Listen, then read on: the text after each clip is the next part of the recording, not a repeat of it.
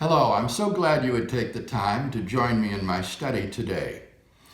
Last time I argued that both civil law and criminal law recognize the viability of substitutionary punishment.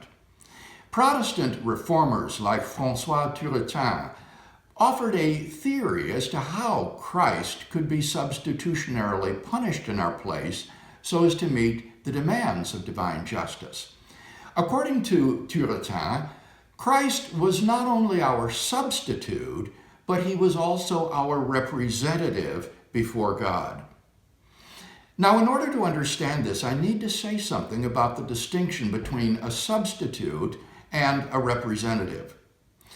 A substitute is someone who takes the place of another person, who acts instead of that person.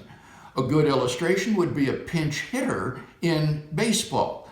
A pinch hitter takes the place of the regular hitter in the lineup, but in no way does he represent that hitter. The batting average of the hitter is not affected in any way by the performance of the pinch hitter, who is merely a substitute for him in the lineup. On the other hand, a representative is someone who acts on behalf of another person to look out for and advocate for his interests. For example, the baseball player also will have an agent who will represent him in negotiations with the team and speak on behalf of the player. Now, according to Turretin, Christ is not only our substitute, but also our representative before God. That is to say, he is our substitute in the sense that he is punished in our place. He takes the suffering upon himself that we deserve. On the other hand, he also represents us before God so that he is representationally punished for us. A good example or illustration of this fusion of substitution and representation would be the notion of a proxy at a stockholders meeting. If you cannot attend the stockholders meeting yourself, then you will sign a form authorizing someone else to serve as your proxy.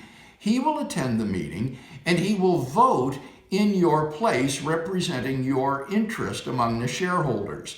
He is both your substitute at the meeting, but he is also your representative acting on your behalf. And according to Turretin, Christ is both our substitute in that he bears our suffering that we deserve, but he is also our representative in that when he is punished, we are punished as well. We are punished representationally in Christ, so that when Christ dies on the cross, we die with him because he is our representative. And thus, Christ can fulfill the demands of God's justice for us because he is our proxy before God, bearing our punishment for us and as our representative acting on our behalf to satisfy the demands of divine justice.